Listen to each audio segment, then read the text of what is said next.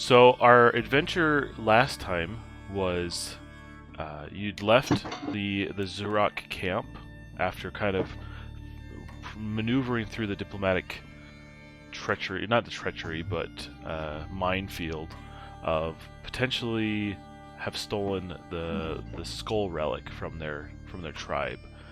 But it turns out that it wasn't you. Ewan and the professor only stole back the Yogg crystal that they'd given up. And instead, it was found that a newcomer to the tribe by the name of Stran had stolen the relic and made off with it, hoping to blame you, I'm assuming, to cover his tracks. But the Zurach saw fit to let you go and asked you to retrieve the skull. They kept Ewan as kind of insurance. You guys left him there to bring the professor along, and you traveled through the desert, finding petroglyphs of Hoggett and other kind of things familiar to you. No. But eventually you kind of got sidetracked a little bit as a little marauding party of elves with a captured halfling or small folk was in tow. You decided to rescue him in the middle of the night.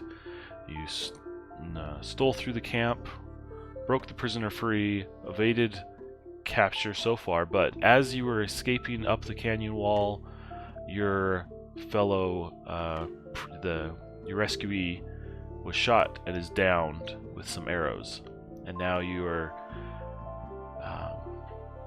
being chased and being hunted down by General Esta and the other elves and her pack of wolves. And so we finished right as you reached back to camp, where the professor and it's Bernard. It's the horse's name, I believe. I've got Bronson. Bronson, that's what it is. Bronson, sorry. Yeah. Where the professor and Bronson were waiting, and they looked in shock at you as they kind of ask, "What's going on? Like, what happened?" As they see you're carrying a small folk who's close to unconscious and in pain on your shoulders. So to start things off, I'm just going to set a timer, not of 1. Don't worry. Uh-oh. Don't worry. We're just going to have a timer of 4. And so in 4 rounds, they will have caught up to you. And so in the next 4 rounds, you need to do whatever you wish to either slow them down or to escape. So that is the problem that you must address first and foremost in this late night, early morning here in the deserts of Skar. Okay. And Bronson is the only horse that we have, isn't it? Yes. And the elves, presumably, since they haven't caught up with us, they're not mounted either. Not at the moment. They did have some. You might see that they have some reptilian steeds, as well as you saw earlier that General Esta was riding a large dire wolf. Ooh, okay. So I suppose outrunning them is not going to be an option. So I think we need to find a way to lose them. But I suppose to begin with, I suppose I'll try to... I have medicine tools, so I will try and heal or fix up our friend who's injured. Okay. If he needs it. In fact, I have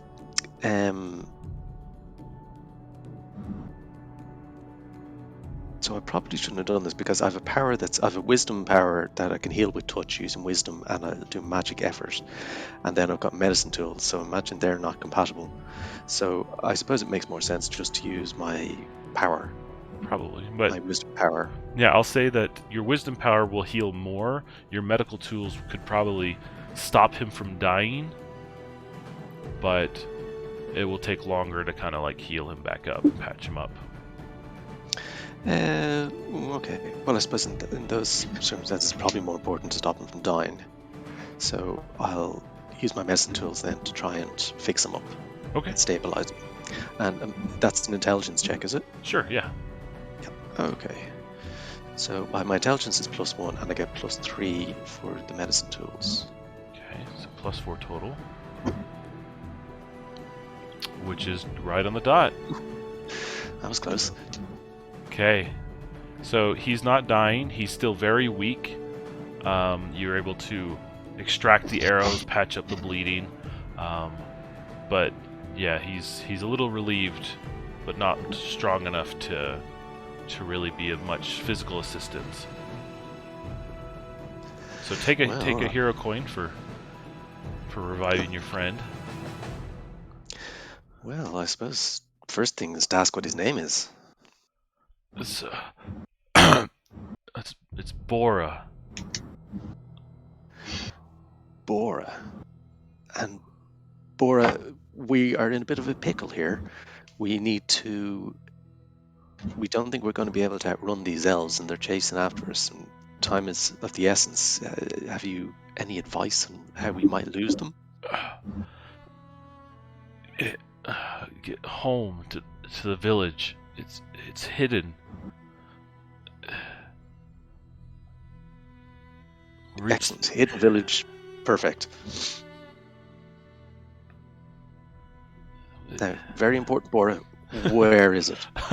It's he kind of like reaches he's still weak and whatever, but he's able to kind of point off to the distance, and you can actually see he's pointing at one of the large monumental buttes that kind of breaks up and just like accents the whole landscape, takes up a good portion of the sky, and you can almost see it from anywhere.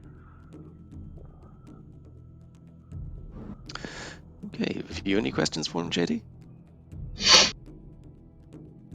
Well, I think what I want to do is I want to use my map kit and make a note of like where he's pointing and kind of like reference it up against the maps. And I'm just going to see if there's like a good route to take that's not just like direct and out in the open, but can kind of lead around some of the bigger structures and things, and hopefully give us an advantage that the elves would be unaware of. So I'm hoping that somebody made some good notes on this map that I bartered for. Okay. And I'm going to roll up intelligence to see if those clues are there. Ah, yes. Nice. So your maps kind of denote a bit of a hunting trail through some of the pillars of rock, some of the canyons,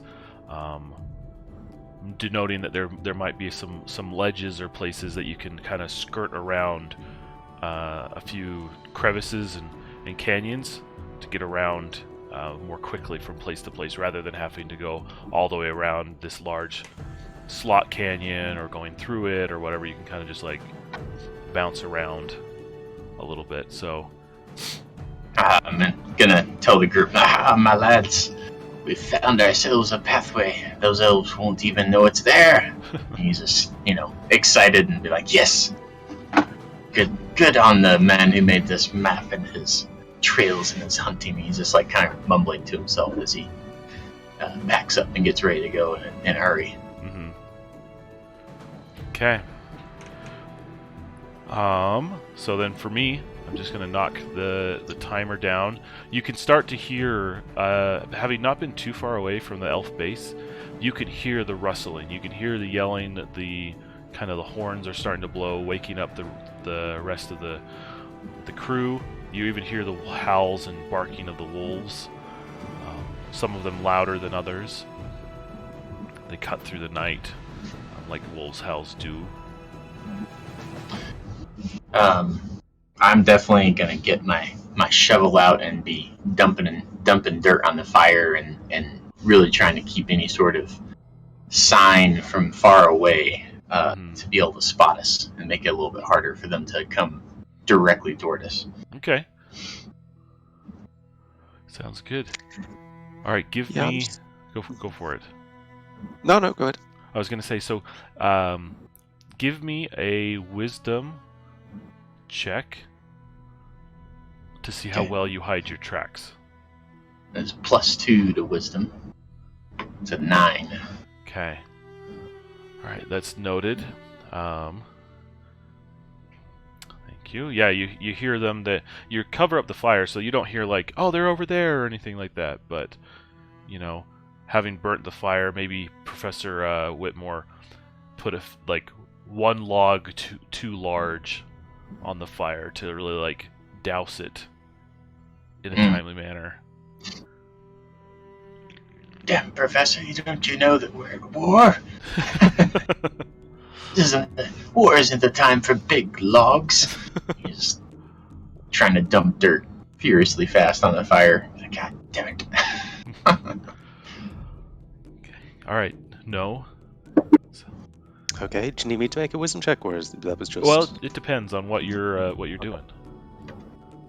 Well, I suppose I just want to try and help our friend get up onto the horse, onto Bronson. Okay. And kind of while I'm doing that, I'm going to just say to Bora, like, how, if this is a hidden village, how are we going to find it? I'm just concerned that, you're obviously in bad shape and you may pass out. He kind of like sits up shakily and he leans back and he says, we just have to find the right worm tunnel and find the symbol, find the stone that moves, and then we'll find the village.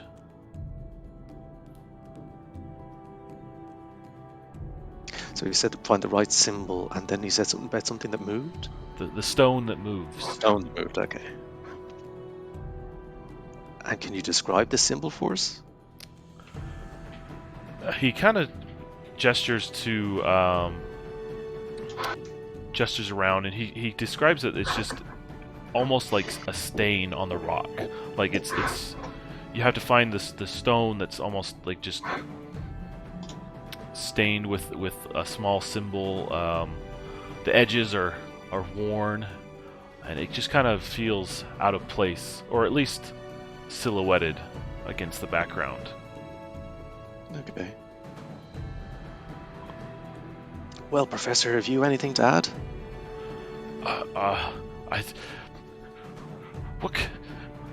I did not think this venture would get to be chasing by elves. I wanted to avoid the elves as much as possible. But I guess that's what we get for sticking our necks out for a young fellow in need. I can't complain too much there. Hopefully it'll be worth it.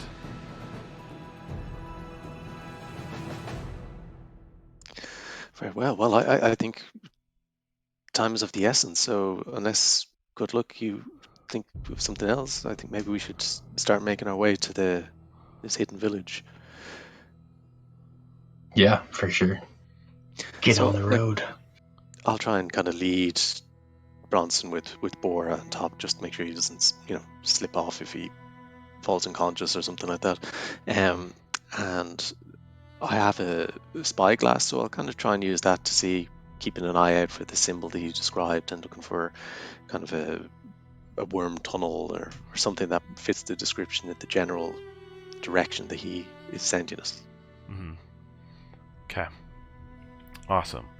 So I'm going to tick the timer down by 1, and we're going to move over to the next scene.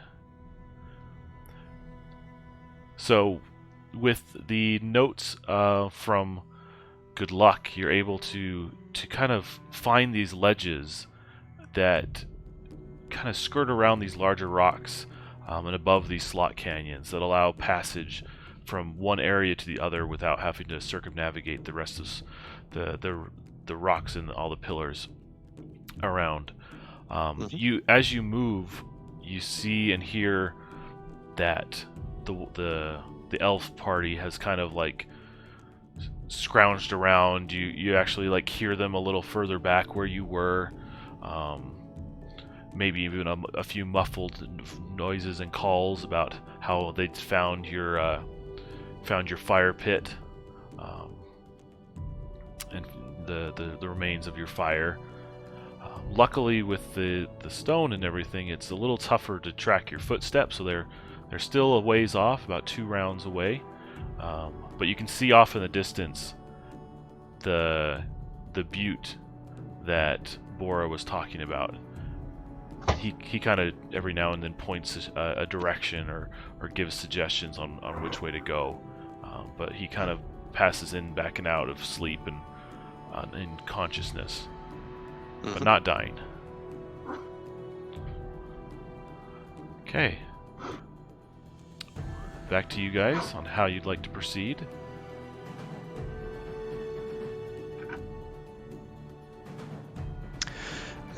Well, I mean, I suppose we're just trying to get there as quickly as possible, but at the same time keeping a good lookout to see if we can pick up on the signs that he kind of gave us of what to look out for.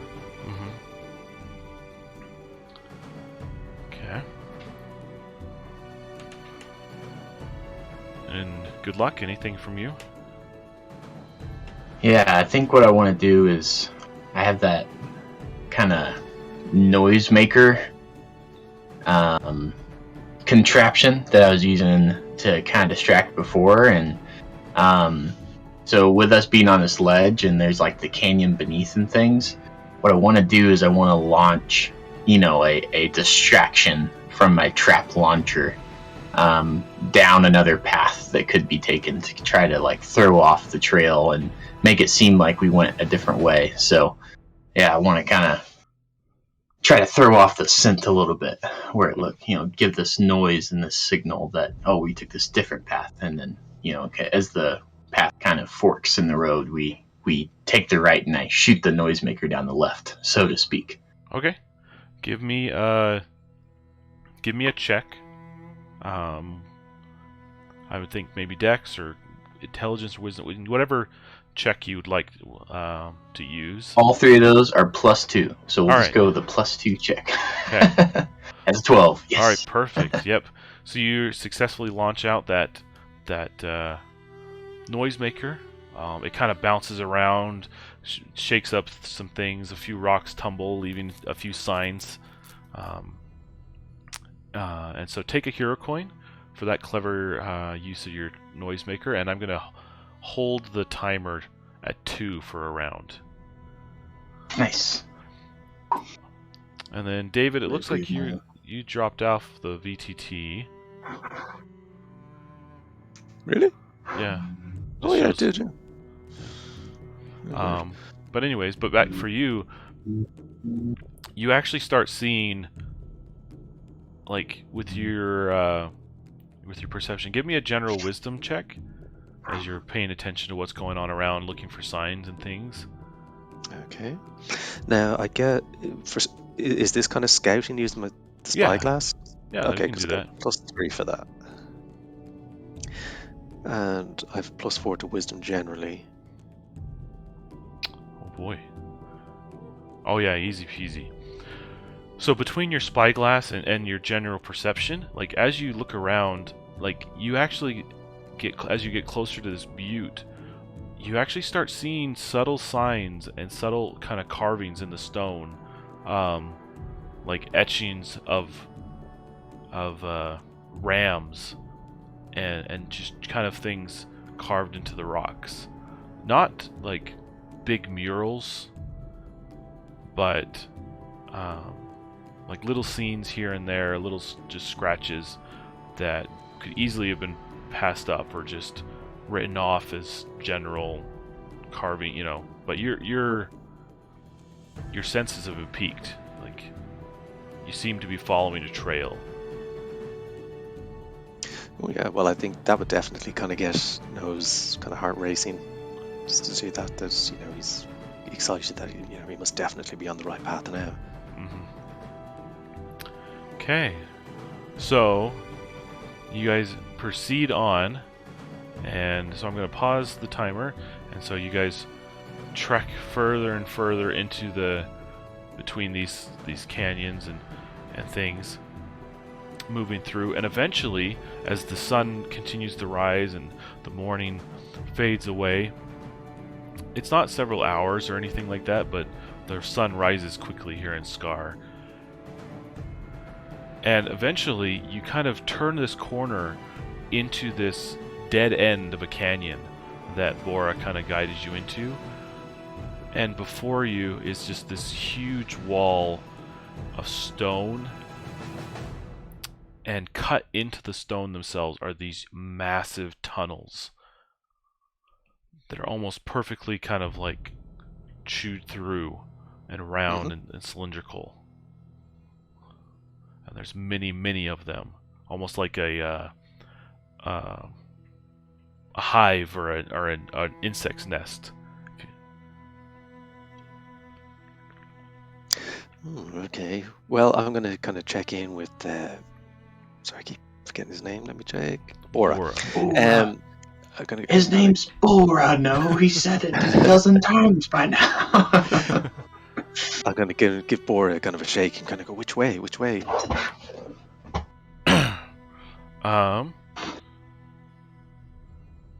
So he kind of points up.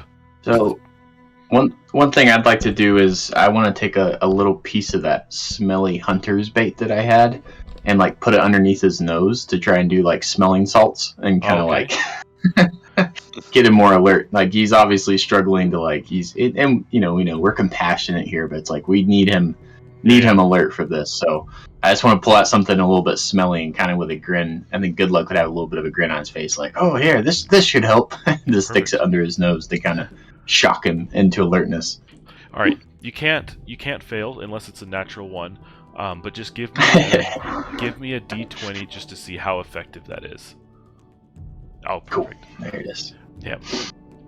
So you stick it on there. He kind of breathes it in, and his eyes widen a little bit, enough that he perks up long enough to tell you that up here near the top is the tunnel that you want to go into. The other tunnels lead into a maze of worms kind of tunnels and throughout the stone in the canyon that lead to nowhere or even into worms' nests.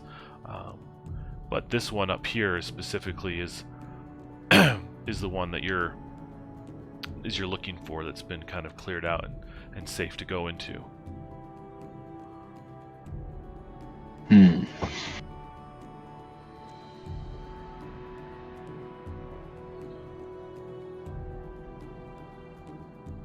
All right, no. Well, I mean, is Bora kind of telling us much? Yeah, he's just telling you that up here is where we need to go, and that's the entrance to the village. We'll find the hidden entrance. Okay, and like I suppose my only concern is that if we lead the others, the elves here, are they going to be able to follow us into the hidden village or not? So I'll just kind of say to Bora, like, do we need to hide our tracks, or will they be unable to enter? If we're quick, hopefully we can shut the door before they find it. Okay. Then I suggest we get a move on. Now I have a spell that I can slow time. I can slow a GM's timer for 1 round. So I mean, I could roll that to kind of give us a little bit of extra time. Okay, go for it. That sounds awesome. Okay, so this is wisdom as well, I think. I think all my spells are wisdom. Whew. Oh yeah. So what is that, in your mind, what does that spell like feel like, or how does it affect the scene in general? Because it's obviously affecting mechanics outside the game, but in the game, what is it like? Well, I suppose the way I kind of imagine it, maybe he kind of casts it, and then he creates this kind of bubble, this sort of invisible bubble around this area. So when the elves kind of go to pass through it, time will slow down for them. They won't necessarily feel it; it'll seem the same to them. but that it'll kind of stretch time out a bit and give us, that extra minute or whatever it is. Nice. That's awesome. Sweet. So, yep. As you cast the spell, you see this kind of distorted bubble form around you. It spreads out from your boss stick out into the canyon, and it actually kind of like stops just at the entrance, or at the corner that you came around to enter into this kind of dead end. And so everything else seems distorted. It's almost like if you look off in the distance and those heat waves, and you see those kind of mirage-y waves coming off the road or whatever, that's kind of what you see as you look off into the distance. And so the timer's been paused. You have an extra round. It's gone eerily quiet as well, I would say, inside the bubble, as the outside noise hits and slows down before it reaches your ears.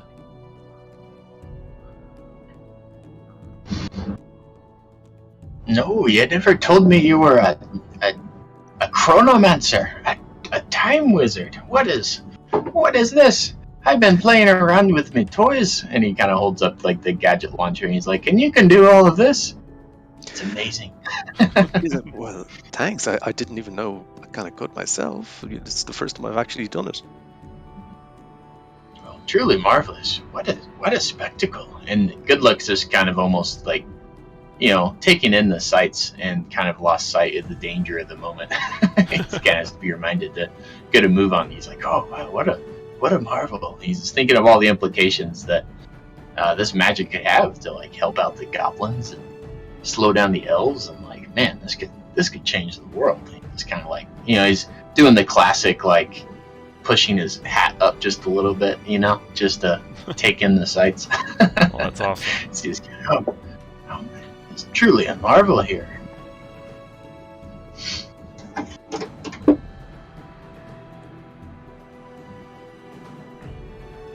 Okay, so we're gonna do. Was there anything good luck that you wanted to do? Oh yeah, you kind of woke Bora up. But was there anything else? Yeah, I want to consult with No, and I think good luck would be like, no, do you think I should try to throw off the trail a bit more, or just move as fast as possible? I mean, I could do some trickery. I'm pretty good at that, and just being like, do we try to lure them down the wrong tunnel? Do we do anything else, or just try to move as quickly as possible? What do you think, No? Well, I mean, I suppose we bought ourselves a little bit of extra time, and it'd be no harm to, because I'm just still a little bit concerned that maybe Bora's, going to pass out or something might go wrong before we get to the hidden village. Or perhaps it's not as hidden as Bora thinks. So I think it's worthwhile, given that we've got a little bit of extra time, that if you have something that could possibly send them the wrong way, then by all means. Well, I do love mid traps, and there's those beasts that they're riding in. It would be fun to, at least befuddle the damn creatures just a little. So, what I'm thinking is, I kind of want to, I feel like as a hunter, you'd be able to kind of cover like a pit or something with like leaves or kind of, foliage or what's around the area, and you kind of have like a mesh to do that. Mm-hmm. And are these wormholes so large that would just be impossible to kind of try to cover up one of them and make it seem a little more hard to spot? That's a good question. Since I don't know the exact, I didn't have the exact answer in my head, I'm going to let you roll the binary die. So yeah, let's go with skull is the thing that you want, and I want it to be small. So okay. Skull is small. Okay. Be able to cover it up. Blank is large. Or small enough to cover it up, at least. Okay.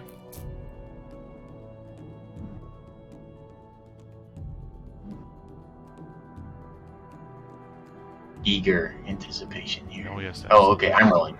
Yes. I was waiting for you to roll. Oh no. Okay. It's too big. my material won't cover this. I say we get a move on.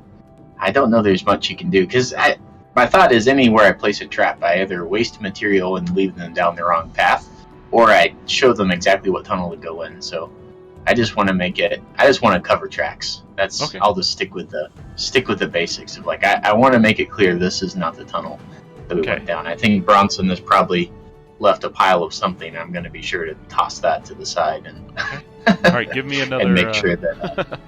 That's a good point. Give me yeah. Oh, I'm going to hero point that. I want this to be a total mystery when the elves walk in here. So I'm going to re-roll. There we go. There it is. Okay, yep, you're able to discard of Bronson's leftovers, and yes, the tracks. You look back as you stand on the threshold of the tunnel, as everyone kind of like already is kind of ventured in. You're the last one to enter, and you look back, and you, with your keen eyes, you see not a trace. You checked you flipped back every rock, you covered every footstep, like everything's just as it was. So you're pretty proud of your work there. Let's hope the elves are bad at guessing. Let's be on our way. Okay. In addition, like as you do, so I already we already kind of went through the round already, and I paused it, right? For the time spell. The time spell really hasn't had an effect yet, because it was. Yeah, I had done the smelling salts and then the time spell, and then I covered the track, so kind of got 2 actions. So all right, so then the thing is as you're like finishing up your review of your work, you actually see the elves circle round the bend, and you see them hit the wall of the bubble, and they just slow to a stop, like mid-stride. You know, you see the anger of the wolves, you see the anger of the elves, like searching for you. They haven't spotted you because as they circle in, they're slowed down and they can't quite perceive you. But you just see them all hit that wall and just slowly start gliding through space, mid-stride. Cool. Okay. It's time to go. It's time to go, my lads. So you guys duck into the tunnel, and again the wind and everything quiets down as you enter into the tunnel.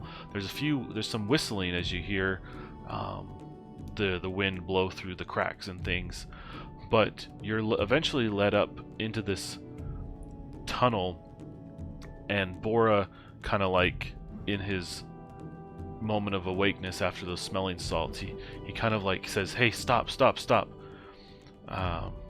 This is it.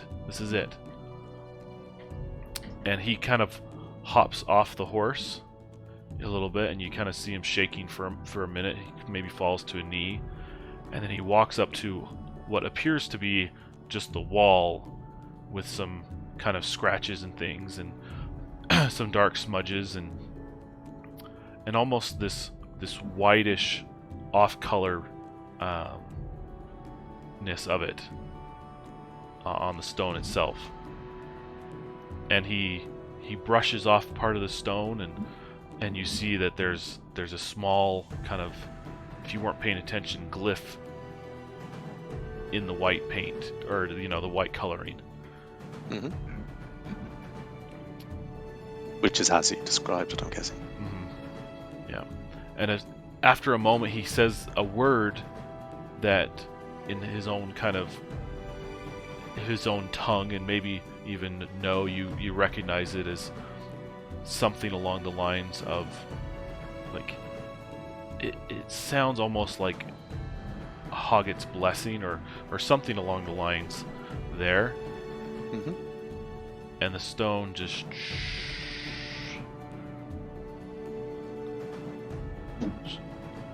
shifts to one side to reveal a second tunnel, and he looks back to you and says, "Come on, we've got to get back in and close it before they come."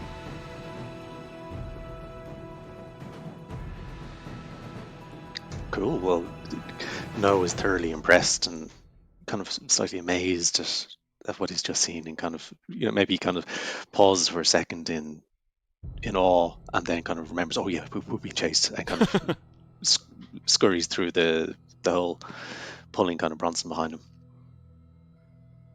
Okay. What about you? Good luck. Yep, just going in. Okay.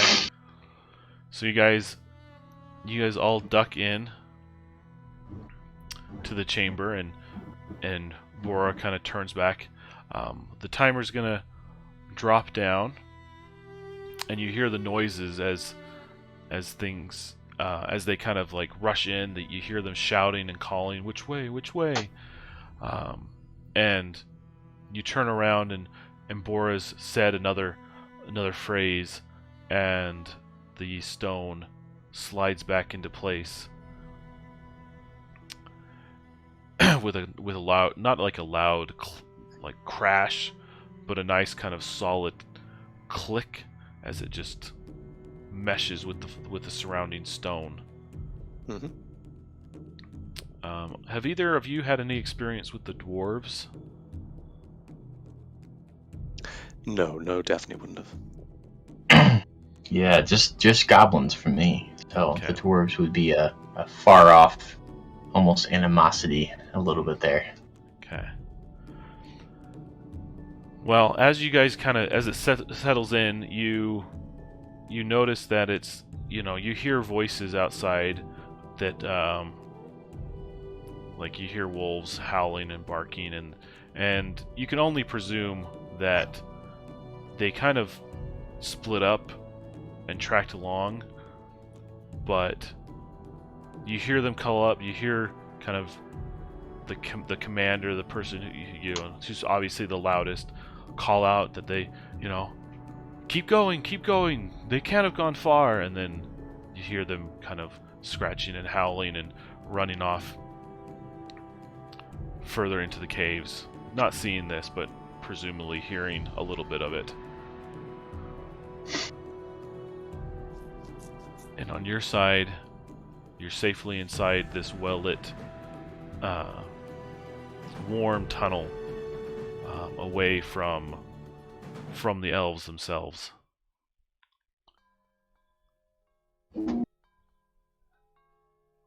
No, we've done it. I've tricked that old wolf. The old hag that rides her. Yeah, I mean, kind of the relief will kind of dawn on, I know at this point how much danger he was really in, and just going to go, God, that was close. Hope we don't have to go through something like that again. And he kind of just looks around for a second, just think, oh, we haven't forgotten the professor, have we? And hopes that he's still with us. Yes, he's panting heavily. He's definitely winded and pushed to his limit, but he's there with you. So it seems the trouble that we face now, no, is that we're in a tunnel that we don't know how to open. We don't know where it leads, and considering the alternative is the elves, perhaps it's going to be good after all, and perhaps we've just entered into the true fire, as it were. And Nose is kind of like, Good Luck's is kind of scratching his head, being like, "Well, we've landed ourselves out of one pickle and into another. Mm-hmm. So, I guess just to see what it is." Yep. Okay. Let's see. Well, as you guys Bora's a little bit more lively now that he's made it in. He has a chance to breathe, and you guys begin delving deeper and deeper into the tunnel. You see that it's kind of draped with cloth, and it's actually more tidy, and you see signs of life and other things, not so bare as it was out in the wilds. And after a few minutes of walking, you actually come out into this massive kind of crack in the butte high up in the air, and you see this slotted crack in the canyon, and across the face of the stones you see staircases, wooden posts, and walkways and paths and bridges spanning it back and forth. And it's not teeming, but it's bustling with people, with small folk and hill folk and Gerblin folk and dwarves. You actually see all sorts of people kind of traveling around on their various paths.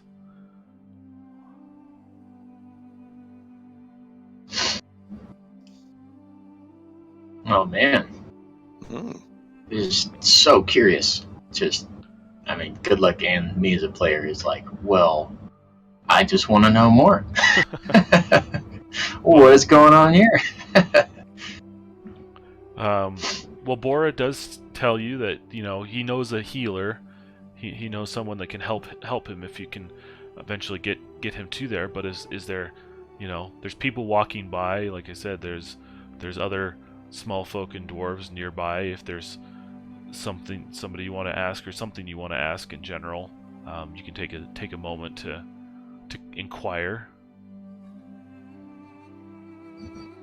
Well, I think good luck would just be super happy to see the Gerblins and be like, my people, and he would go up and just start talking in their weird chattering tongue and just being like, oh, and obviously surprising them that he would be able to kind of speak knowledgeably, and then kind of giving his credentials of like, yes, I hunted, and this is the boar's tooth, and like, so good to see you, and not really needing anything from them, but just like, my people, so glad to see my people again.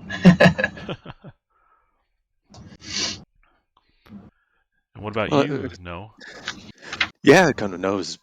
Jaw will drop open and just kind of taking in wonderment, this amazing location and how busy it is. You never would have imagined that there could be such activity and life kind of going on.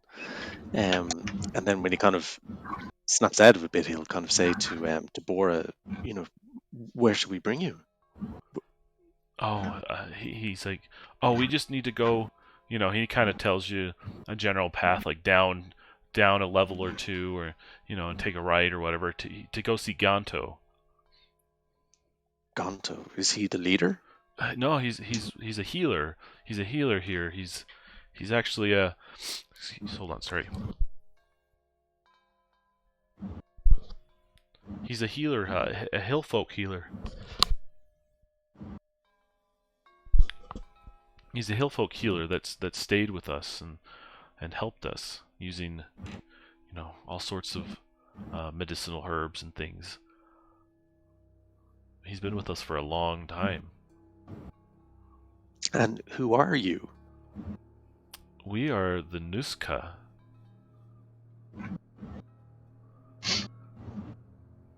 The Nuska, you've probably, any time that you've spent in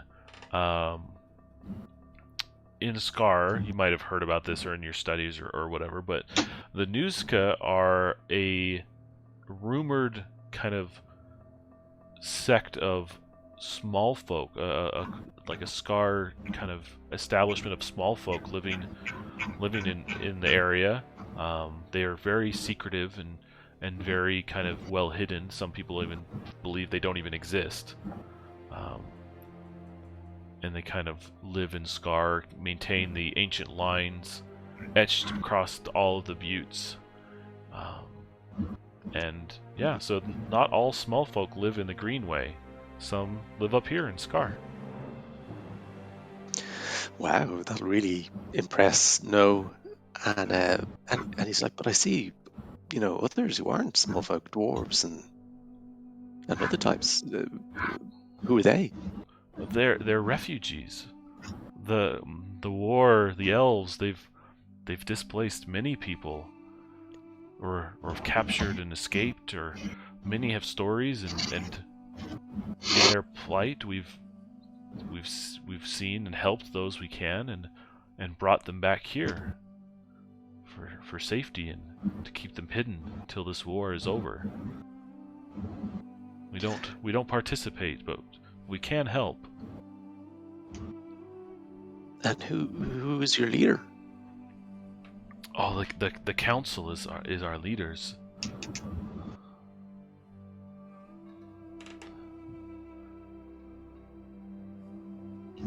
Council of Three. I think Good Luck would kind of nudge No and be like, no, do you think that rascal Strand that stole the relic is here? Do you think he could be here and we could accomplish our mission and both seeking refuge but also helping the Xerox and reclaiming what's theirs? Do you think he could be here? And he's kind of like scanning around, looking to be like, is there anyone that looks off or suspicious? Perhaps even the Strand is here. Okay. Give me a wisdom check. Okay. +2 to wisdom. Whew. Okay. Interesting. It's an interesting crit right there. That is an interesting crit. So you don't see anybody, but with that crit, I'm just going to tell you straight up that Strand was here. He did. Bora kind of tells you, and maybe there's others that he heard about, because he's been out and about as well. But he tells you that there was a Xerox, a skull wizard, who passed through here, and he, even see maybe Bora asks another person, and they give the better details. But a skull wizard did pass through here. He didn't stay very long. The Nuzka and the skull wizards and the Xerox kind of know of each other, and so Strahd was able to arrive, get help, but he left earlier today towards Yellow City. Oh, the rascal. We're hot on his heels. No. And why were you captured, Bora? What happened to you? I was out just gathering and foraging, and the wolves, they pounced upon me. I didn't. They were upon me before I could even hide or do anything, and that dreadful general, had me tied up and took me back there before you arrived. I thought all was hopeless, all was lost. The elves have cleared out anybody who'd been captured. It's hard for any of us to get out and venture. For supplies and anything these days. We live off the land, and so we rely on our supplies now, but if this war goes on too long, our storerooms will be empty.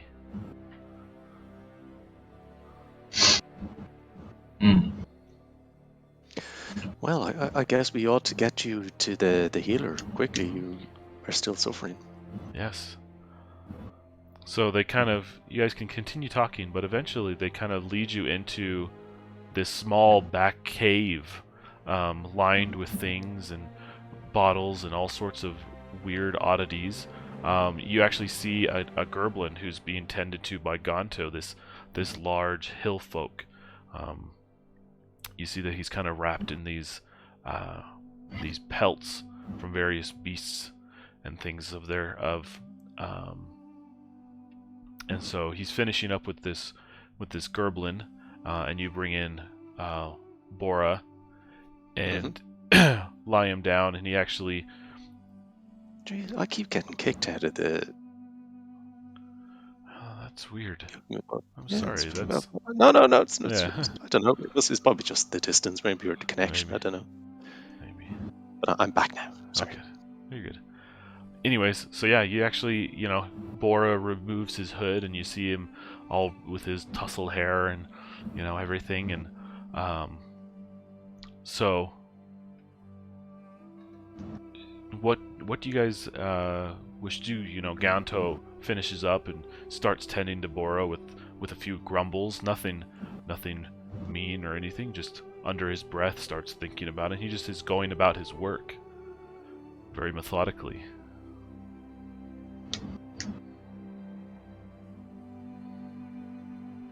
And what can we? I mean, are these other characters that are in the scene participating, or are they just kind of just casually walking around? So you have Gonto up here. He's healing. He starts working on Bora. Mm-hmm. This Gerblin has just finished up with Gonto. Oh, okay. and then you have Professor kind of sits down in this strange box, and then you have this kind of shelves with these oddities. Well, I suppose No will ask Gonto, is he going to be able to help Bora? Oh yes, yes. An arrow wound is nothing to me. You know, a quick fill the wound with this poultice. It stings and it smells, but it heals nicely. And I've never seen you before. No, we were just happened to be passing by, and we saw that Bora had been kind of taken hostage or captured by the elves, and we just had to help. So we did, and he brought us here.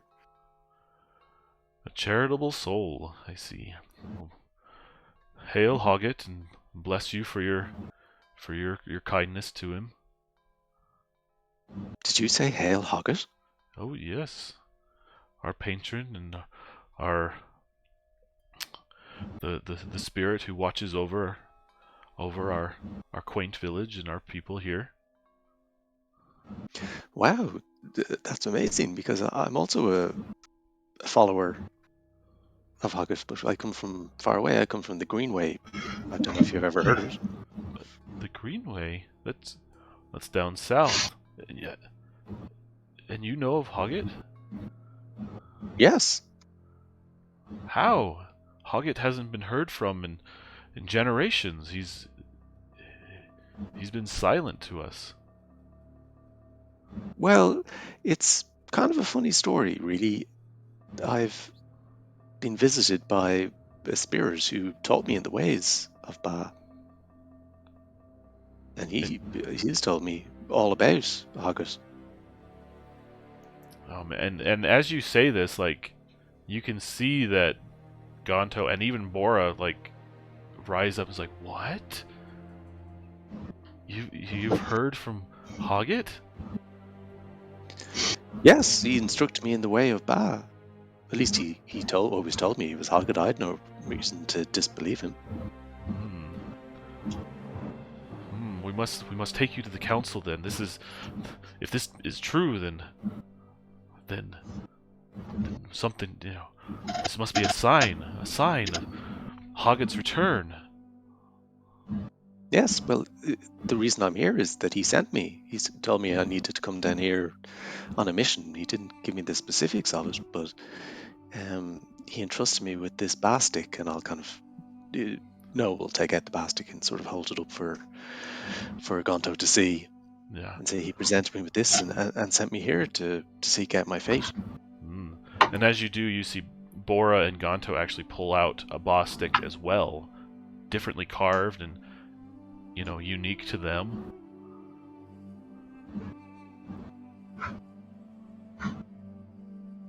Wow, so kind of No will be kind of relieved, and will feel a kind of a great sense of belonging now that he's not just alone. That, in his previous existence, he hadn't really been able to share much about his experiences because he was the only one that could see the spirit Hoggett, and whereas now, all of it.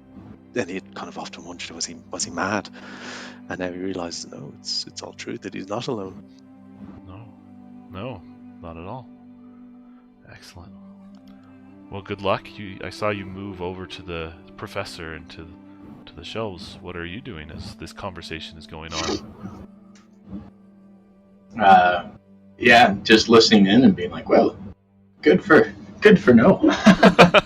And just genuinely just excited to see him taking steps, and I feel like good luck is taking a moment just to consider all the strange tangled web that's being weaved. And he kind of just like jokingly says to the professor, like, well, Professor, it appears that we may have our third mission on our hands with this council and Hoggett, and we'll just have to see what comes. And I'm sure we'll get to Lizard Rock eventually. He kind of like winks at the professor, like, all right.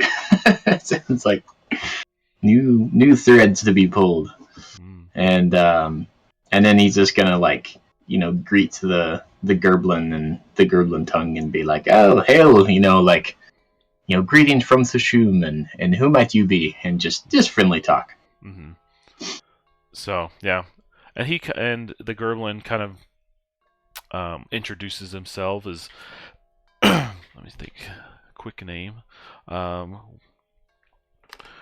We'll go with Gibbs, and he kind of talks to you about how he had ventured into Skar as one of the earlier parties when the war was first starting to build, and he's been kind of stuck behind enemy lines for a long, long time. He hadn't gotten word from many of the Shum, so he's grateful to hear. But you can see in his face that after being gone for so long, he's almost been on tour for a few for too long, and he's kind of starting to just lose that glimmer in his eye of hope that the war will end soon and the kingdoms will return to the way they were and they can be at peace. Well, Good Luck's definitely gonna, I think, in a kind gesture, he's like, "Well, I can move more freely than my Gerblin friends in times like these, so take these as a small comfort." And I'm gonna give him the pipe with the Gerblin tobacco and nice. And like just a small Gerblin made cake or something that Good Luck would used to make as a cook and a chef, and kind of like he had one little packed away for a rainy day, so to speak. And he's gonna offer these gifts of like, here, take some comfort and know that the Shum still lives, and the Gerblins will go on. I'm sure of it. They're tenacious folk. As we are, and take a hero coin for bolstering his spirits. You can definitely see that he's excited about the cake. He hasn't tasted of Gerblin make and Gerblin treats for a while, and so you just feel in your heart that his spirits, a kindred spirit of yours, has been bolstered. Fantastic. You also, as you're talking to go for it. Well, I was just gonna say, like, Gonto is, we're braving the wilds in the midst of a war. Is there anything on these shelves that could help in such an endeavor? We're chasing a rascal and chasing magic, and it appears now we're going to be speaking to councils, and I just wonder if there's anything that you could spare. Well, he'll give each one of you guys a healing salve. Essentially, it's just a one use, and it's a D10 of healing. Cool, thank you. But he also says that, like, feel free to look around. As people have come in, they've brought in these weird oddities, and we're not entirely sure what they are. Ooh. So he's just curiosity peaked again. So give each one of you give me a D100 roll. Okay.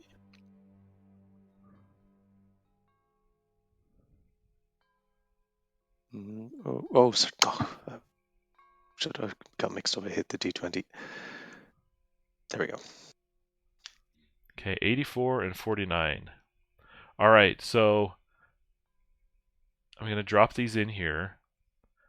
And so, Good Luck, you actually find on this metallic kind of, casing, this strange etched and kind of glyph and rune into it. And as it does, it kind of like what is it? A wave of energy kind of like passes over it, and you find an intelligence spell. And we will remember it fondly as smoke. Oh no, this feels familiar in an odd way, like a different life, perhaps. Okay. I hope it works. You had what was it, 89 or 84? Oh God, let me check. It's not there anymore. I think it was 84. Yeah, I think so. Okay. you find an odd-looking firearm. Large Okay. barrel. Yeah.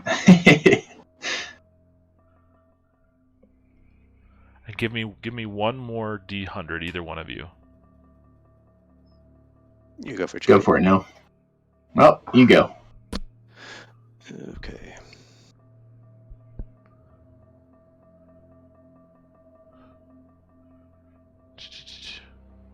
So 15. Yeah. Well, you guys are very weapon-centric today. A ripsaw. Yeah. All of these things are very clearly made of intricate circuitry and, formed metal and glass and wires. It's very advanced looking. It's almost as if this is a wall of parts and technology that seem to have just been dropped out of place. Good luck's gonna look at the chain weapon and be like, "Oh my goodness, this may have helped against that lizard, don't you think?" No, I don't like killing, but when the thing is trying to eat me, perhaps this could help. Or even those wolves, he's just like thinking of the possibilities, and I think just a little bit of his Gerblin training's taken over, where he's just like tinkering and spinning parts and like, oh, what does this do? What does this do? Yeah. He's just like, oh, Yeah. look at this. Yeah, I think Noah's kind of looking at, kind of doesn't know what the hell he's looking at. He's kind of turning around, kind of looking down the barrel of it, pulling the trigger at the same time. What does this do? And pressing the buttons and bashing it a bit, and he's kind of, he has no idea. And he's not terribly interested in it either. Kind of, he's like, I wouldn't even know what to do with this. Yeah.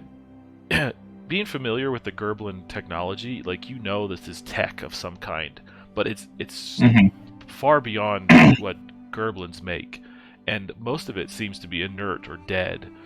Like the chain gun and the ripsaw, like, seem to be empty. They don't seem to be powered up or anything like that. That's just the smoke spell, though, does imbue that knowledge on you as you have it. But yeah, so like you can take it and you can fiddle with it and hack it and turn it around and things like that. But yeah, it's just this wall of tech. You're not sure where it's. Well, I think just as a character, Goodluck would be so intrigued of like, well, I can add this to my trapper's kit, and like, I can add this pulley to the snare, and I can add this to this, and like, just like the clobbering together of technology that Gerblins are so good at. So he's gonna, I'm fine with those things not even working as described, but he definitely wants to like tinker and take apart and put back together and those kind of things. And he's like, well, Ganto, I think these could aid us in our efforts. I'm just not sure how yet. Do you mind if we take these? Oh, of course. We have no use of them here. They've taken up space on my shelves. As more and more people have come back, I don't, a few pieces every now and then pop in. Someone's found them, and they all just are out of nowhere. They just feel strange.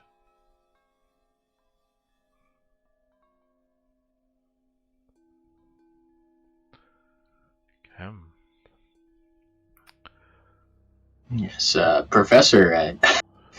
Care to comment? Yeah. I've never seen anything of the like. It's technology and mechanisms beyond anything I've studied.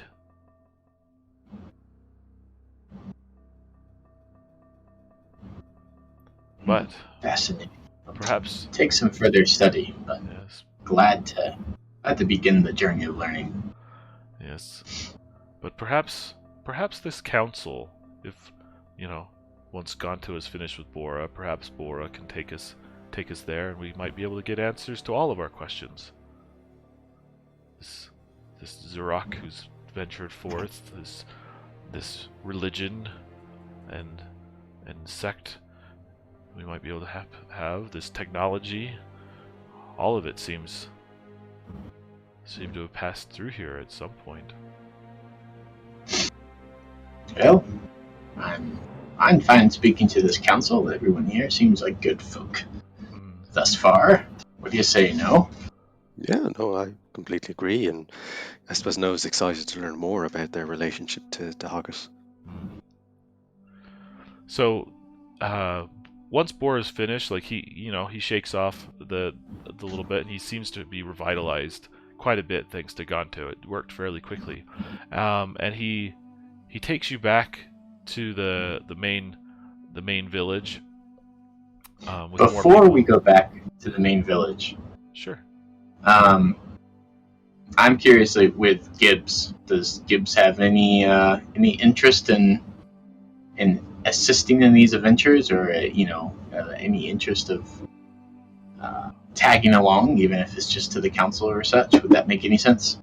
It's up to you. If you want to invite him along, that's your prerogative. Yeah, it's good to have him. We can have good company for a time, so I want to invite him along at least. Be like, what do you say, Gibbs? Perhaps this will be a breath of fresh air and a little bit more wind in your sails. Yeah, and he looks back and, having been cheered up and whatever, he's quite keen. If you asked him, he'd be willing to follow a kindred spirit as yourself. So he'll join you for now, and as long as you wish.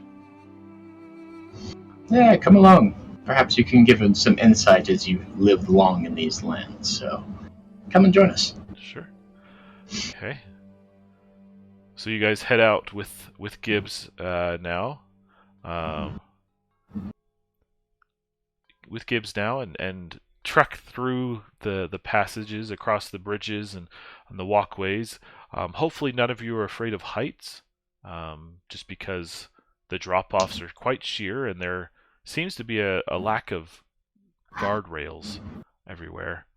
Everyone seems to be pretty solid. Good luck on is their afraid feet. of heights. Good luck is afraid of heights. He didn't realize it, but now he's like, oh, this is growing increasingly uncomfortable here. No, I think I'm going to stay close to this wall. And he kind of just starts hugging the wall a bit more closely. Well, it does slow you down a little bit, but not enough to stop you. And so eventually you kind of enter into this larger carved chamber lined with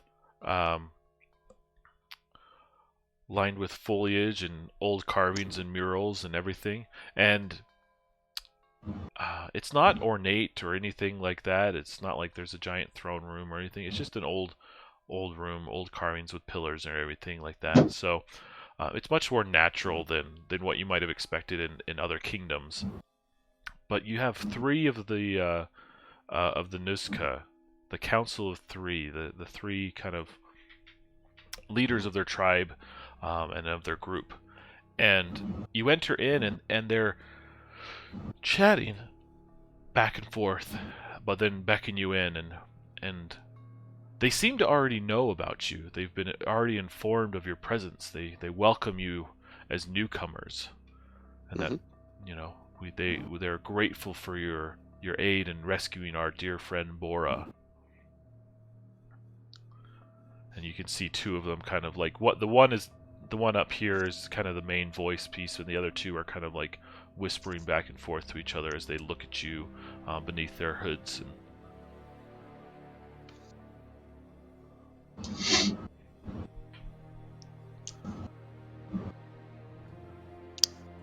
So what brings you here, and what questions do you have? Well, I suppose we'll kind of recount the tale of how we came across Bor and wanted to save him from the elves or whatever, and then I suppose Noah's interest would be to kind of explain kind of his background, and that he was sent here by the spirit that he knows as Haggis, and that he's been amazed to see the various kind of murals and cave drawings and things like that pertaining to sheep and things that seem to correspond with his understanding of the religion of Ba, and so on and so forth, and that he would like to learn more because he's been sent here on a mission that he didn't know the details of, but he feels sure that it must be connected to this place. Yeah. And as you describe your experiences in Ba and with Hoggett, two of the council seems to be intrigued and interested, while one seems to get angry and angrier, and almost, as you finish up, he's like, do we not fear blasphemy? This outsider claiming to be a messenger of Hoggett himself, who's been silent for years and generations? Who is he to make these claims?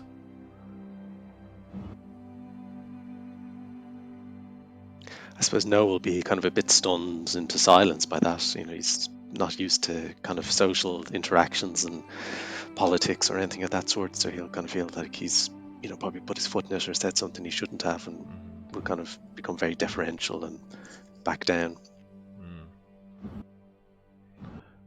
And they kind of like, he can see that this guy's, he's an expert in the politics and things, and the classic bureaucrat and whatever, and he kind of eventually describes how it's hard to believe a messenger from Greenway would be the envoy of Hoggett. Hoggett has been silent. He's been gone. He's been missing from these lands for many years. Something, and he recounts a tale and a prophecy of Hoggett's disappearance. How outsiders came and banished him and prevented his return. And he's been hither and thither across the lands, and no one knows where. But one day, the things that shield these lands and guard and prevent his return would be destroyed or taken away, and allow Hoggett back into these lands. And we always assumed that one day it would be here. We would hear of those messengers, and so. Will say, forgive me that, but it sounds to me like that would correspond with what my experience has been. If you say that Hoggett was banished from these lands, then it only makes sense that he would appear elsewhere. And the Greenway, we're renowned and famous for the quality of our sheep and livestock. Would seem to me a perfect place that Hoggett would be attracted to. Well, give me a charisma check for that argument. Okay. Do I have a +2? Very nice. Yes, it is quite convincing. It's enough to stop his rant. Mm-hmm. So the others kind of looked to the third and just like, perhaps. And so, if it truly is a messenger of Hoggett, then we have nothing to fear but to celebrate. And if he be lying, if he be confused and misinformed, then nothing will come of it. Right? They kind of all agree. And you, Gerblin friend, you're here to travel as well?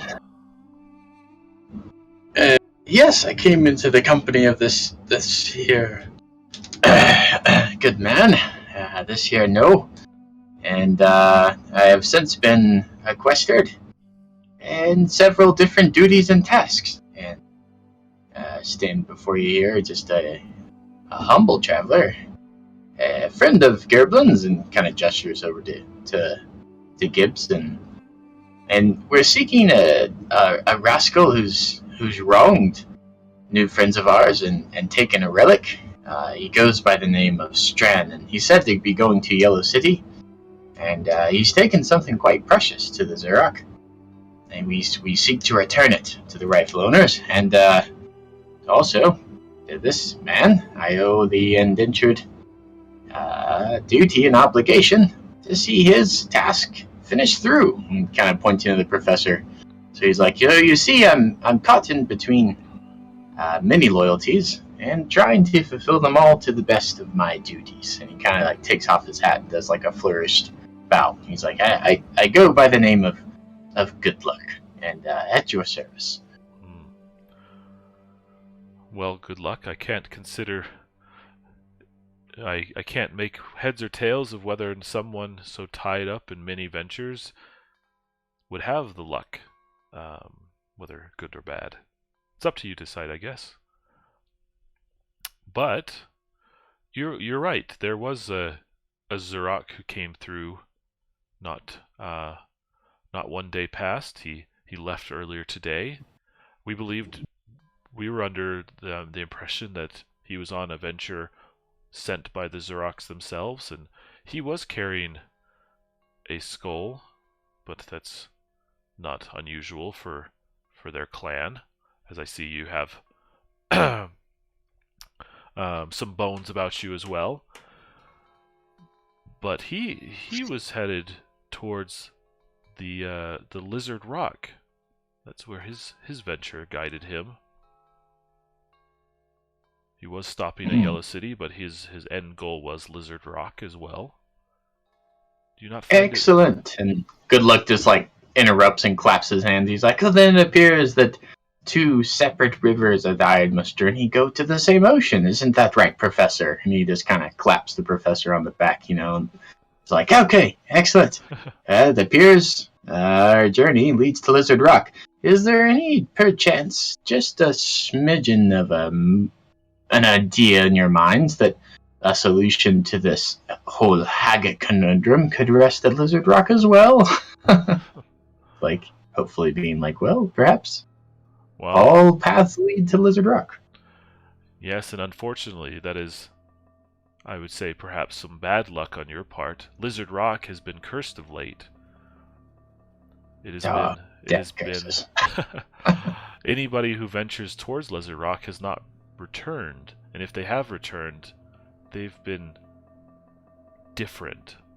They kind of like glance to one another. It's a strange things happen at Lizard Rock, and we've tended to avoid that place as of late. Gentlemen, I know that your position often calls for tact and politeness, but also it tends toward vagary. You said different. And what do you mean? Be playing with it.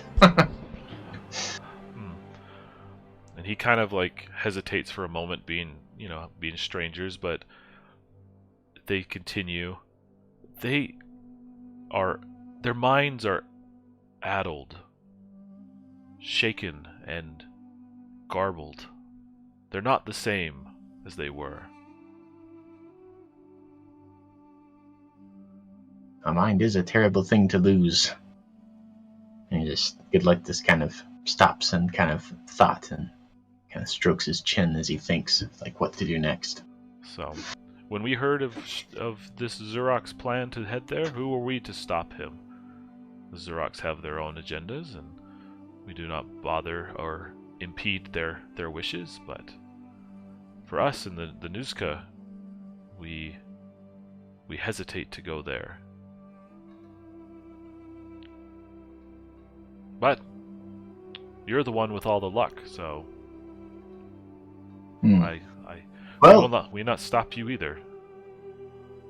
Has in your learnings and in your scholarship, have you discovered any clues or hints about what would bring Haggett back to this place and what must be abolished? Well, as we said, the legend and stories say that Haggett was banished and cast out by outsiders. For some reason, his spirit was barred from this land and prevented from returning.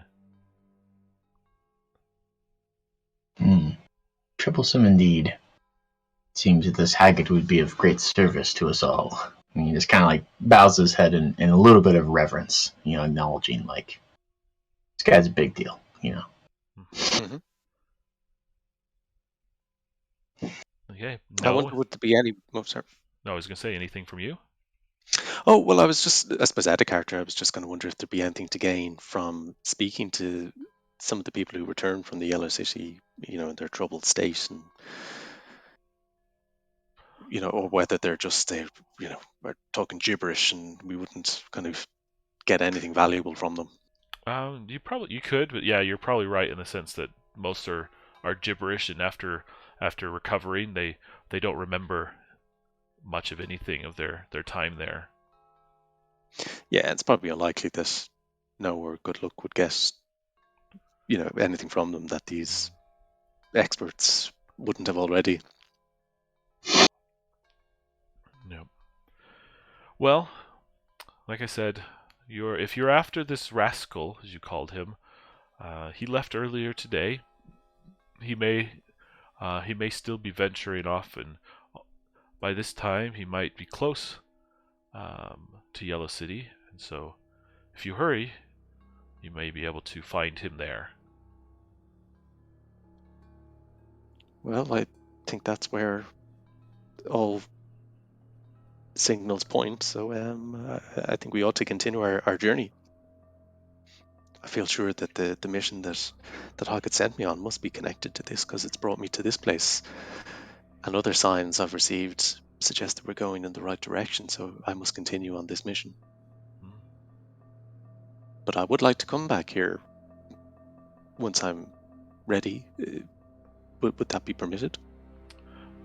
You are always welcome here, unless you prove to be a blasphemer. Desecrating the name of Hoggett. It's a big if. Oh, well, in complete, innocence and naivety, it's, oh, I would never do that, never. Okay, well then, I wish you as much good luck as we can offer. Oh, we already have a good luck, thank you. And happy to provide it to you all. And Good Luck just kind of like laughs, like, yeah, make fun of me all you want. You know you need me. Okay. Well, if there is not anything else that you'd like to do in the village, Bora would like to take you up to the northerly entrance to the village that leads, and the path that leads to Yellow City. Okay. Is there anything else you'd like to do? Yeah, so I think in parting, Good Luck would be like, well, Gibbs, there's no need that you be put in danger with the elves roaming around, and as much as we'd love to have your accompaniment, it may be inconvenient for us all. You must understand. But I do have a request. You see, I spent a time, just a wee moment, with those at Zurok, and they taught me a bit of their magic. Have you any skulls of local fauna that perhaps I could tinker with, along with this here technology and gadgets? I do desire to learn a bit more, so I just want to know if Gibbs has any trophy skulls, or if he could get some that wouldn't be, it wouldn't be any sort of intrusive upon anybody or odd, but just even from the butcher shop or something, that he could get some skulls. For sure. Give me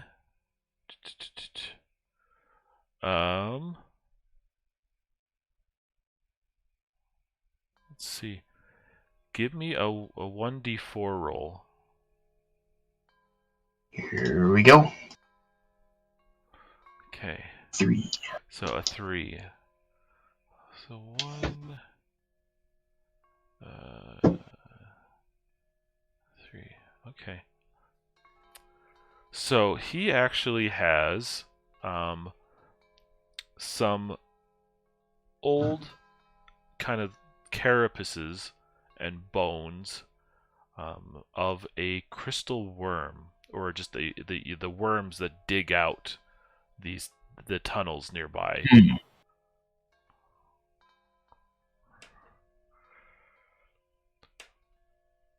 Excellent. So Thank you, Gibbs. I'm gonna drop this into the chat, and so however you wish to be inspired in your hexing of this, whether it's the crystal teeth or the Certainly. carapaces or whatever. So I'll let you use this kind of monster info to impress upon your ideas for how you'd like to hex that relic from Gibbs. I like it. It'll take some time, but I'm gonna kind of turn over a few of the pieces in my hand and be thinking about it.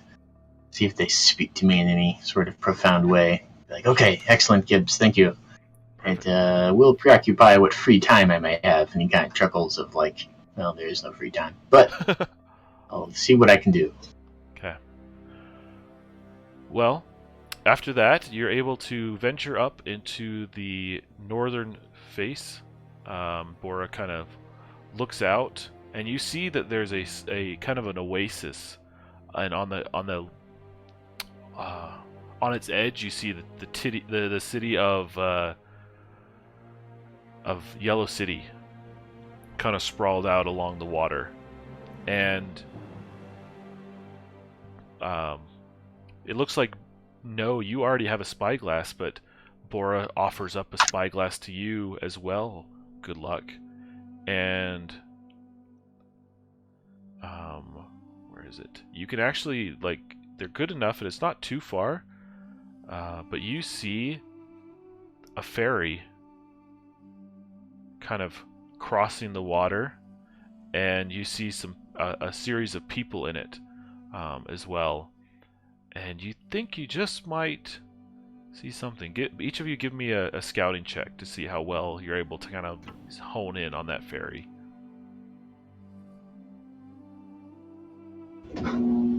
Whew. Oh. Yep. So those spyglasses are pretty darn powerful. And so you actually see someone robed in the Zurok robes, sitting kind of like on the edge of the ferry, and so you actually spot a Zurok acolyte crossing and entering into the city. Okay, I think we're on the right track. Hot on his heels, no. Hot. And so Bora kind of hands you a little give you some directions and updates your map a little bit to kind of guide you along the way, and kind of gives you directions on how best to get to Yellow City in a timely manner. And then he kind of wishes you all well, and thanks you again, and hopes to see you again soon.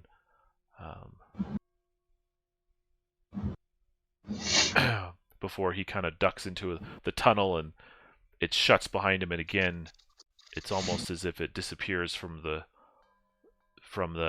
entrance, disappears amongst the rocks.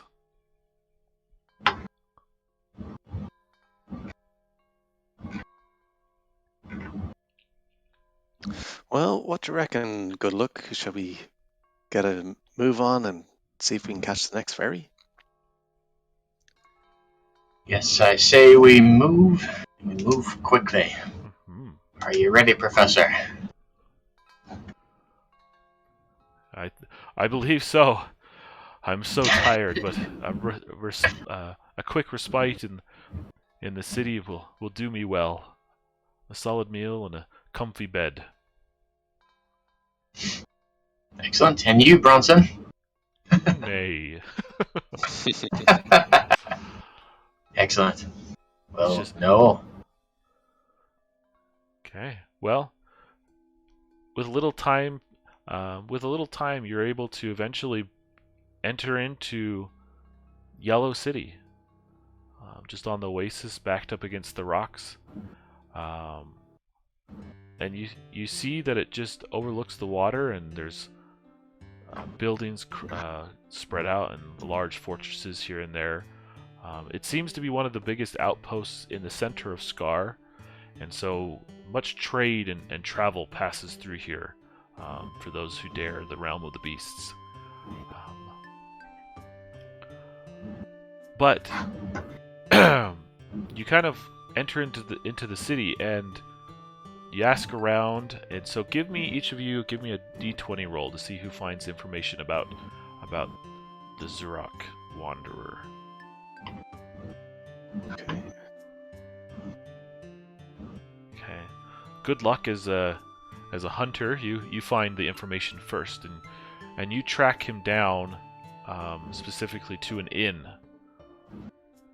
and which pleases the professor, wanting to stay at an inn. And you find yourself kind of at the road, and you find yourself in front of this inn where others are bustling about. You see others are carting through the town, others are riding their reptilian steeds. People are selling things, and others are...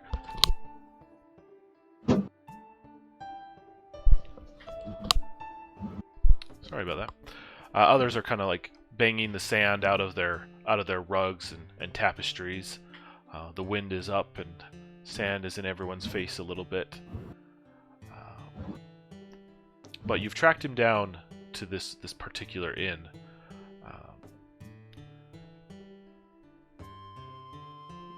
So, are you going to go directly in and confront him, or hope that he's there, or you have a brief moment in the city, out of the wilds, for the last several days that you've been in?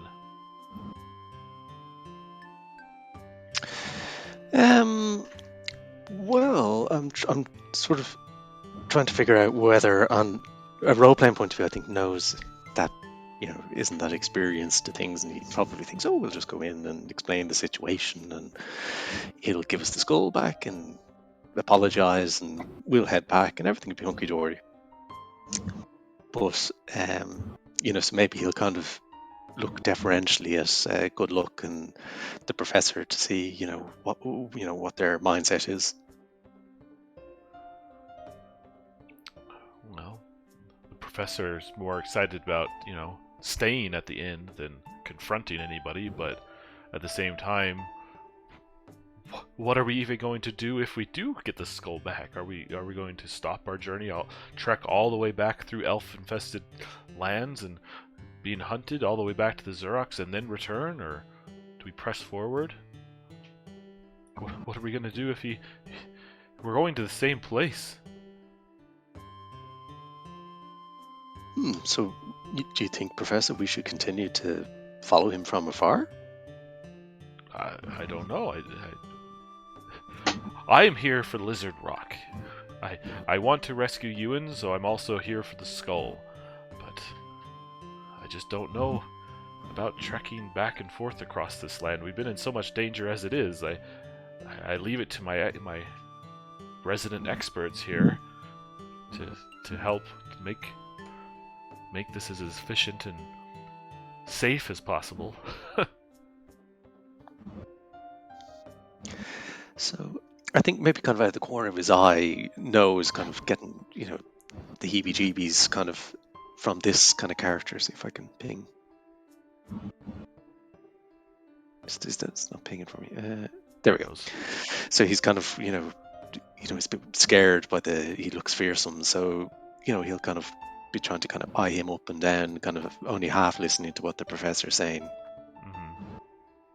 Trying to maybe take it, and then kind of say, maybe we're not safe here, and that guy looks kind of scary. Okay, you want to give me a wisdom check for any other information? Sure.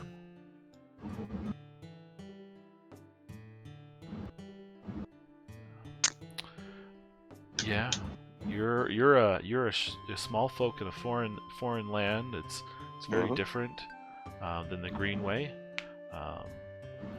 and this person does look quite imposing to you. Yeah, so Noel will probably get a little bit anxious then and say, maybe we should get inside. Good luck. Well, my lads, my friends, I have no idea what we should do. And I think even Good Luck would have a laugh about it, where he's like, I've been so busy chasing this man, I haven't thought about what happens when we catch him. But I don't expect that he's going to make too much of a scene here in front of all these people. I think we should go have a chat with this man and see if we can come to an accord and understanding. After all, we seek to seem similar goals, and there's no reason to believe that he'll be all-out violence. So let's try the diplomatic approach to begin. What do you say? Yeah, well, Noah's certainly kind of keen on that because he wants to kind of get off the street and away from this scary fellow. So, and that had been his original kind of inclination. So he's like, oh, yeah, for sure thing. Although he's feels a little bit bad about leaving Bronson outside. All right, yeah. Into the inn. Okay. Well, it's not long before you kind of track down the information, and eventually the innkeeper kind of guides you up there.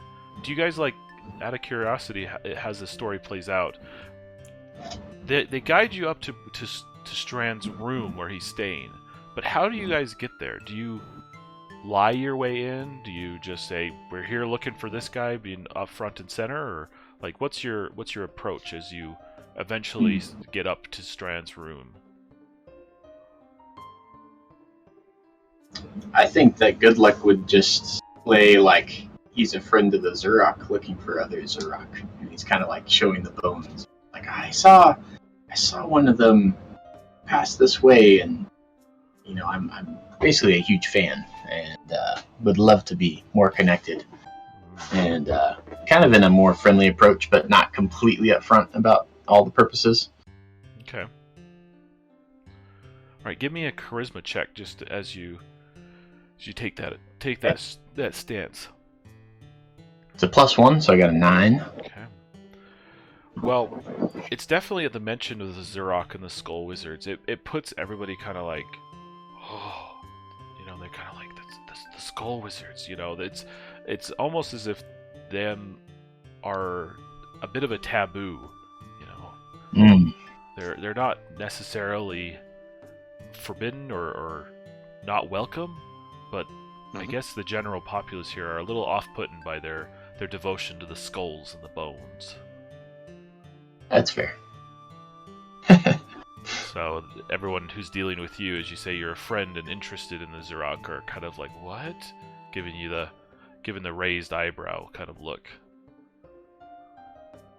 Oh, for the purposes of scholarly research, of course. And they point you, isn't that right, Professor? Yes, scholarly.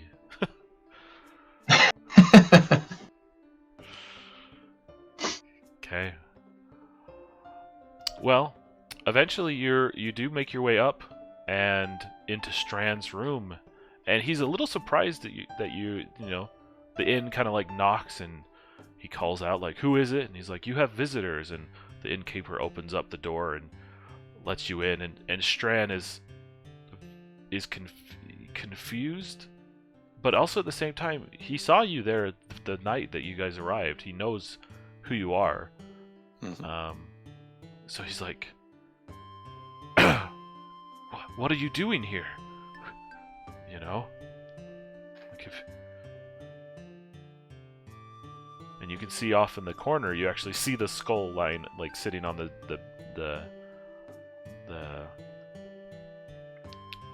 side table. It's giving off its weird vibes.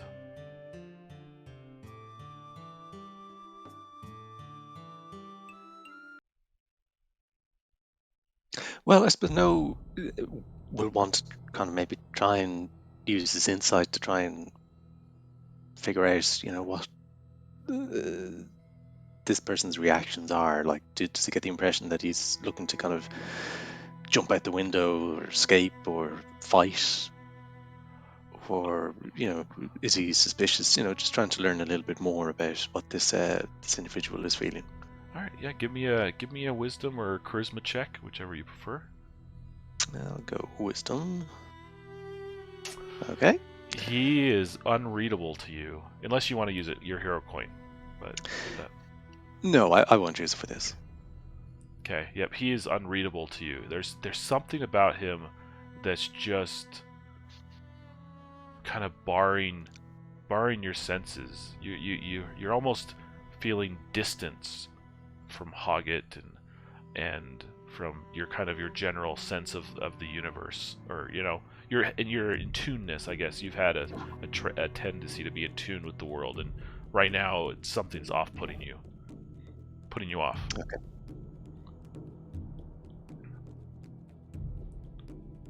What about you? Good luck. I think good luck would just go in his normal, overly friendly demeanor and just be like, Stran! We've been looking for you. You've given us quite a chase and given us all sorts of trouble.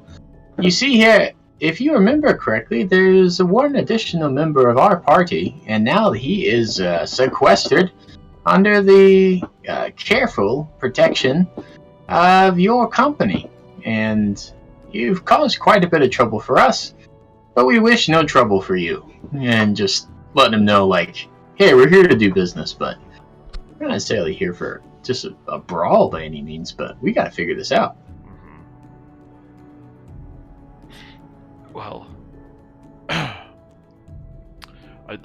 Zurok are not my company. I was only with them for a short time, but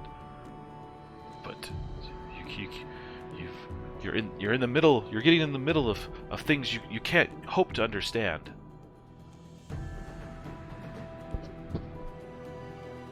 Well, you see, it's less about understanding and more about poor Ewan. He's again sequestered by the Zurok. He's just emphasizing, like, we have skin in the game here. We're not just trying to fool around. We got to figure out what to do to help out our friend who's won't be released. And so tell us of your purposes, and perhaps we can reach a fair agreement where all parties are served well. Well, your friend is but a speck in this universe that has no meaning. Good luck just sighs so deeply, like, damn wizards. They're peering into the universe and the specks, and then he's just like, we're even listening to Strand anymore. He's just mumbling. He's like, "No, Professor, you think you could do more with this?" So he's like, I won't let you take this skull, this relic, this this beautiful thing. I need it. What do you need it for? Again, you can't understand. You humans will never understand. Well, why don't you try us? Humans? Worst thing is we don't understand, but if we do understand, then perhaps we can leave it there and we'll appreciate and understand the gravity of your mission. All right. He's definitely on edge, like as he gets talking. Like, he knows that you're here to for the skull and everything, and he seems backed into a corner. So I need you both to successfully make a charisma check to de-escalate the situation. If one of you fails, then you'll have to de-escalate it in another way, and if both of you fails, then the situation goes south. Goes sideways. Okay. Oh, hero coin that. I can hear a coin at one, yeah? Yeah, you can hear a Oh, coin yeah. that. Oh, okay, cool. Better do that then. You can use mine. No, I have one. Okay. That's funny. Two ones in close proximity. It's just something really is throwing you off your game right now. Oh my goodness. That What is... the- I'm not even gonna, offer the hero coin. The dice have spoken here. Oh my god. Okay. Like, he he reaches out and grabs the skull, and like holds it out in front of him, with its one eye, kind of everything there. He starts kind of like chanting, and you can see that the skull is starting to kind of like emanate and give off more of these vibes. And no, you're specifically, just feeling this emptiness, like your whole soul is not like departing from you, like dying, but you just feel distance and more distance and more distance, as if something is pushing you and your spirit away. So I'm gonna roll a timer. 3 in 3 rounds. His little incantation will be complete.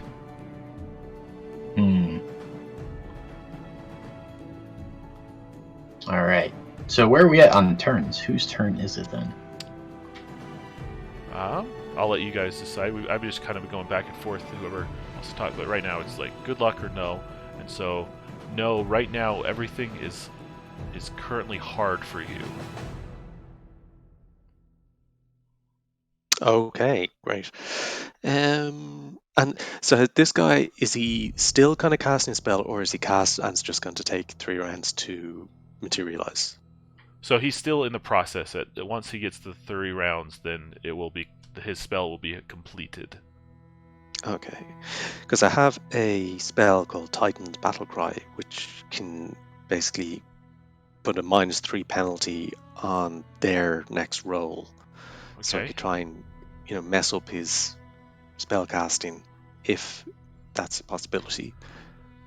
I will say, because his is just a timer, I would, instead of messing up his roll, I will allow that to negate your hard kind of penalty. Okay.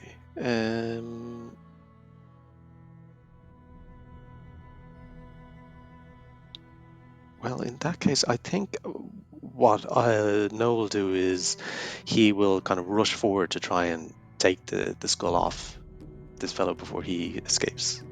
Okay. Give me a dex or a strength, whichever one you prefer. It's still going to be hard. Okay. Dex or strength. Okay, well, they're both the same. So this is 15 I need, isn't it? Yep. Woo. Hey, there you go. So Okay. take that, Strand. So do you knock the skull out, or you just grab it? Either or. Ideally, I choose. prefer to grab it, but Okay. if all I can do is knock it, then I'll accept that. Okay. You grab it and take it from him, but again, as you do, that skull just like pierces your mind, and it just... Give me a D4 roll. D4. Okay. Oh, that's good. You take 4 points of damage from this skull as it just... Something about it is super sensitive to you. Okay. So 4 damage. Okay. Good luck. You see No writhing in pain as he holds onto this skull, and Strand is standing before you, shocked, like he's been interrupted by No.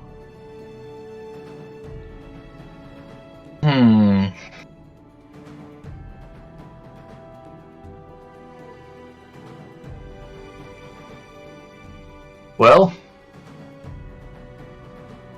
I want to be able to hear this guy out, and I don't want my friend to be hurting, so I'd like to knock him out.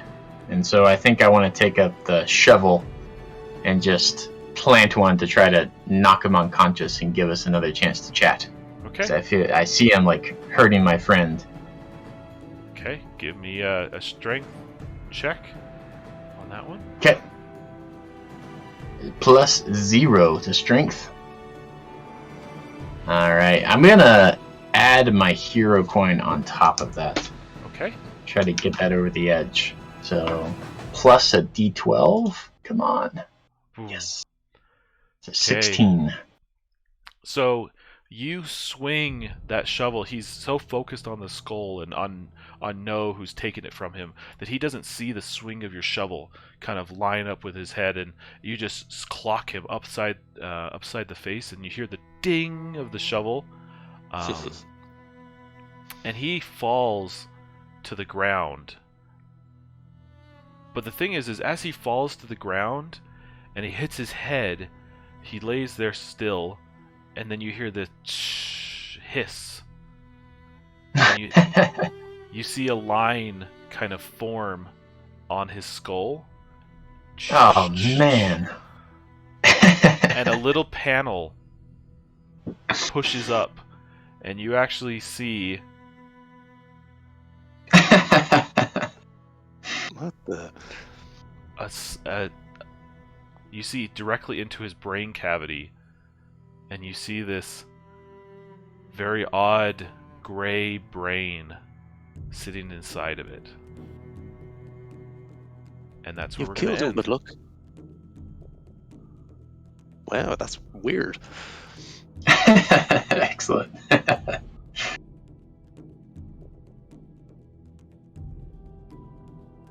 That's great.